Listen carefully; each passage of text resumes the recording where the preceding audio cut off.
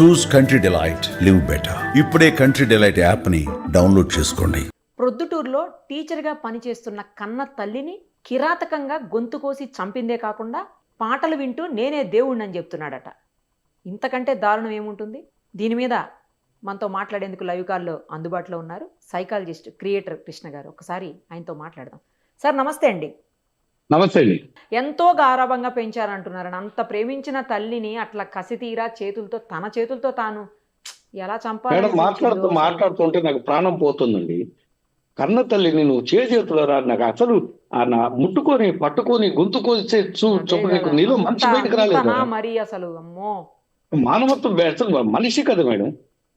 అసలు మనం ఒక కుక్క పిల్లని కొడితేనే అయ్యో పాపం అంటాం మనం. అది మనకి ఖర్చినా కూడా దానికి కొట్టడం, దానికి నవమాసాలు మోసి కని పెంచి విద్యాబుద్ధులు నేర్పించి ఈ స్థాయికి తీసుకోవాలి.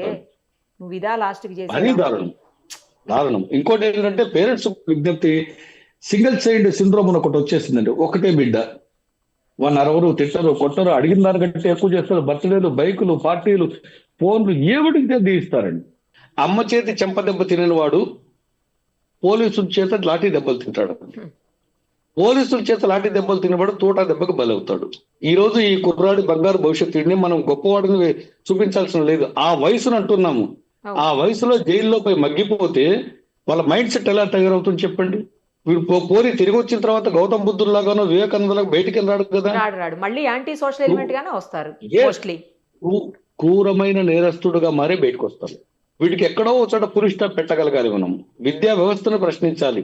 ఈ ప్రభుత్వాలు కూడా ఈ చదువుల మీద, ర్యాంకుల మీద కాకుండా వాళ్ళు చదివిన వెంటనే ఉద్యోగాలు వచ్చేలాగా చేస్తే. ఈ అబ్బాయి ప్రొద్దుటూరు అన్నామండి. ఈ ప్రొద్దుటూరునే కాదు, ఆంధ్ర తెలంగాణ రెండూ కలిపితే ఉన్న కాలేజీలు బొచ్చడు వచ్చాయి.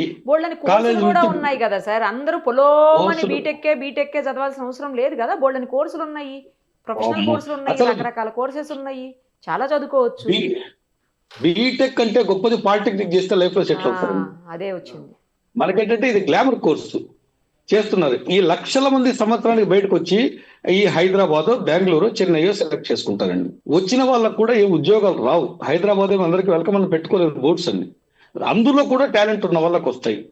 మనకి ఇప్పుడు గమనించండి, మనకు ప్లంబర్ దొరకడం లేదు, ఎలక్ట్రీషియన్ దొరకడం లేదు, ఈ బిల్డర్ ఎవరు దొరకడం లేదు, చిన్న పనులు ఎవరు చేయరు. డబ్బు తక్కువ వచ్చినా, స్ట్రెస్ ఎక్కువ ఉన్నా కూడా మాకు వైట్ కలర్ జాబ్ కావాలి. అంటే అలా కాదండి, వారానికి 5 డేసే కదా వర్కింగ్ డేస్. 5 డేస్ వర్క్ చేస్తే లక్షల్లో జీతాలు, అది బాగుంటది అన్న యాంగిల్లో అయిపోయింది పరిస్థితి. చాలా మందిలో ఈ ధోరణి నేను డైరెక్ట్ గా అంటుంటే కూడా విన్నాను సార్. నేను ఇది 5 రోజులే పని చేస్తాము, చాలా మంచి శాలరీ వస్తుంది, మనకేం పెద్ద స్ట్రెస్ ఉండదు, హ్యాపీగా ఉంటుంది లైఫ్ అని చెప్పేసి మాట్లాడుతుండే. ఎందుకు చిన్నపిల్లల్ని 6th 7th క్లాస్ పిల్లల్ని ఐఐటి కోర్సులకు పంపించేస్తున్నారు? ఇంత చిన్న ఏజ్ లో ఎందుకు ఐఐటి బేస్డ్ కోర్సులకు? అప్పుడే ఎందుకు అంటే అలాంటి స్కూల్స్ లో జాయిన్ చేస్తున్నారు ఎందుకు అని అడిగితే ఇదే సమాధానం వచ్చింది చాలా మంది దగ్గర నుంచి నాకు. ప్రతి ఒక్కరికి కూడా డబ్బు ఉంటేనే గొప్పవాళ్ళు. అదే మీ పాయింట్ ఆఫ్ వ్యూ ఆలోచిస్తే లక్షల్లో జీతాలు వస్తాయి, వారానికి 5 రోజులే ఉంటుంది జాబ్. నేను కాదనండి, ఓరి అది ఎవరికి వస్తుంది? 100 మందిలో ఒకరికో ఇద్దరికో వస్తుందండి. అదే కదా. ఇప్పుడు మీరు ప్రొద్దుటూరు నుంచి వెళ్ళారు హైదరాబాద్ కు, కావాల్సిన కమ్యూనికేషన్ ఉండదు, లాంగ్వేజ్ ఉండదు, సబ్జెక్ట్ ఉండదు, మీకు అక్కడ పబ్లిక్ రిలేషన్ ఉండదు, మీకు జాబ్ రాలేదు. ప్రపంచం మొత్తం పక్కకి వెళ్ళిపోయినా బీటెక్ వాళ్ళకి ఉద్యోగాలు ఉన్నాయండి. అప్పుడు నీకు సబ్జెక్ట్ సర్టిఫికెట్ తో కాదు కావాల్సింది, నీ దగ్గర విషయం ఉంటే తప్పనిసరిగా నీకు జాబ్ వస్తుంది. మీరు అన్నట్టు లగ్జరీగా ఉండొచ్చు అండి. ఇప్పుడు ఇతను కూడా బీటెక్ అయిపోయి 5 ఇయర్స్ ఏమో అయిందంటండి. 5 ఇయర్స్ అయిపోయినా కూడా జాబ్ దొరకలేదంటే అట్లానే కంటిన్యూ అవుతూ ఉన్నాడు, అంటే నిరుద్యోగిగానే ఉన్నాడు. అతని మీద మేబీ అది కూడా ఎఫెక్ట్ చూపించి ఉండొచ్చు. మేబీ 100% అదే చూపించింది, ఫ్రస్ట్రేషన్. ఆ ఫ్రస్ట్రేషన్, ఎస్. తనతో పాటు అందరూ జాబులకి వెళ్ళి ఉంటారు. అందరూ ఏంట్రా ఇంకా నీకు జాబ్ రావట్లేదు, ఇంట్లో వాళ్ళు అడుగుతారు, ఫ్రెండ్స్ అడుగుతారు, బయట వాళ్ళు అడుగుతారు, రిలేటివ్స్ అడుగుతారు. ఆయన సర్టిఫికెట్, ఈ బీటెక్ పిల్లల certificate entry pass of their interview అండి, అంతే. ఓకే, బీటెక్ పాస్ అవ్వగానే తీసుకెళ్లి ఉద్యోగాల్లో కూర్చోబెట్టారండి. 100లో ఒకరికి వస్తుంది 5 రోజుల జాబ్. ఇంటర్వ్యూస్ కూడా అందరికీ రావు కదా సార్. అలాగే మేడం, మనం అనుకున్న ఉద్యోగాలు లేవండి. అవును, అది మీరు ఇదే హైదరాబాద్ లోనే ఉద్యోగాలు లేవని అంటున్నాం మనము. ఉద్యోగాల కొరత భయంకరంగా ఉందండి. సేల్స్ డిపార్ట్మెంట్ ఉంది, వర్క్ డిపార్ట్మెంట్ లో ఉంది, కమ్యూనికేషన్ లో ఉంది, టాలెంట్ లో ఉంది. ఇప్పుడు మీరు చేస్తున్న పనిలో ఇప్పుడు మీకు టాలెంట్ లేకపోతే ఇక్కడ కూర్చోరండి. అది ఇంప్రూవ్ చేసుకోకుండా నాకేదో అయ్యింది, నాకేదో లోపం ఉంది, నాకెందుకు ఉద్యోగం రాలేదు అని ప్రశ్నించుకుంటూ బయట ఎవరి మీదైనా కోపం చూపిస్తే వాళ్ళు తిరిగి కోపడతారు. కాబట్టి ప్రాణంగా ప్రేమించే అమ్మా నాన్నల మీద కోపాలు చూపిస్తారండి వీళ్ళ హీరోయిజం. నిజం అండి, నిజం. డబ్బులమ్మో కానీ అలా వడ్డీలమ్మో ఇచ్చేవాళ్ళు కిడ్నీలమ్మో చాలా చేస్తున్నారు. మందే ఉన్నారు సార్. కానీ అందరూ ఇలా ఉండట్లేదు కదా. చాలా పద్ధతిగా అందరూ పెరిగే కాదండి. పిల్లలు, సింగిల్ పద్ధతిగా అమ్మో. పెరిగిన నేను బోల్డ్ మందిని చూస్తున్నా.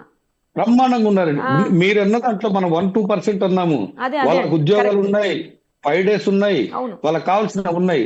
Yes. కాకపోతే ఇక్కడ ఏంటంటే ఇది నాకు లైఫ్ మొత్తము ఇలాగే జరుపుతారు మా అమ్మ నాన్న అనే భ్రమలో చాలా మంది పిల్లలు ఉన్నారండి. ఇంజనీరింగ్ కాకుండా బొచ్చెడు కోర్సులు ఉన్నాయండి మనకు. అదే కదా. అగ్రికల్చర్ ఉంది, మనకు బిజినెస్లు ఉన్నాయి, అవును, చిన్న చిన్న వ్యాపారాలు చేసుకోవచ్చు. కరెక్ట్. అసలు సక్సెస్ఫుల్ పర్సనాలిటీస్ బీటెక్లు అంతా కూడా ఉద్యోగాలు చేస్తూ బీటెక్లు వదిలేసి గేదెలను పెట్టుకొని పాల వ్యాపారాలు చేసి సక్సెస్ అయిన వాళ్ళు ఓ ఉన్నారు. బోల్డ్ మంది ఉన్నారండి. నిజం మీరు అన్నది. నేను అలా చాలా మందిని కూడా చూసాను. నేను ఇంటర్వ్యూ కూడా చేశాను. అవును, అమెరికాలో ఆటోలు జాబ్ చేస్తూ ఆటోలు వదిలేసి పెట్టుకుని- వచ్చి ఇక్కడ పాల బిజినెస్ పెట్టుకున్నారండి. అవును, కరెక్ట్. విషయం ఏంటంటే మన దగ్గర సత్తా లేదండి. సబ్జెక్ట్ కాదు మనం అంటున్నది. మన దగ్గర సత్తా లేదు. బతికే సామర్థ్యం లేక తల్లి మీద తిరగబడి ఆవిడ ఏంటి అని ప్రశ్నిస్తే ఈవిడని చంపితే రేపటి నుంచి నాకు ఈ ప్రశ్న ఉండదు కదా అనే ఉద్దేశంతో చంపాడండి. ఆ పిచ్చోడికి అర్థం కాదు ఏంటంటే రేపటి నుంచి నీకు తల్లి ఉండదురా బాబు, నిన్ను ఎవరు వేధించారు, కనీసం నీకు తిన్నావని అడగడానికి తల్లి ఉండదు. రేపు మీ నాన్న ఒంటరిగా బతకాల. కొన్ని రోజులు పోతే మీ నాన్న కూడా బాధపడాలి, ఉంటాడో లేదో తెలియదు. వాళ్ళ నాన్నకు కూడా మన విజ్ఞప్తి ఏంటంటే దయచేసి ఇట్లాంటి కొడుకును సమర్థించకండి. మళ్ళీ మీకు గారబం చేసి తలకొరువు పెట్టించి వాళ్ళ అమ్మకు మనశ్శాంతి, ఏ మనశ్శాంతి రాదండి. ఆత్మ క్షోభిస్తుంది ఆవిడకు. అవును, ఇప్పుడు మీడియా కానీ, పోలీసులు కానీ, విద్యా వ్యవస్థ కానీ, రాజకీయ నాయకులు కానీ సమాజాన్ని మంచి వైపు నడపాలనుకుంటే విద్యార్థుల మానసిక స్థితులను గమనించండి. ఫస్ట్ మీరు బీటెక్ వచ్చిన తర్వాత ఇవి మానలండి, వంగవిది మొక్కల నుంచి ఇవి నేర్పిస్తూ రండి. చిన్న గ్రౌండ్ పెట్టండి, ఆడించండి, మంచి మాటలు 4 చెప్పండి. సార్ మంచి మాటలు చెప్తే మారతారండి. నేను చూశాను. కరెక్ట్. మంచి మాటలు చెప్తే మారతారు. అందరూ మారతారా అంటే అందరూ మారతారని గ్యారంటీ లేదండి. ఒక సినిమా అందరికీ నచ్చాలని లేదు. అంతే కదా. కొన్ని మంచి మాటలు మెదడుకి ఎక్కించుకుని మారిన వాళ్ళు ఉన్నారండి.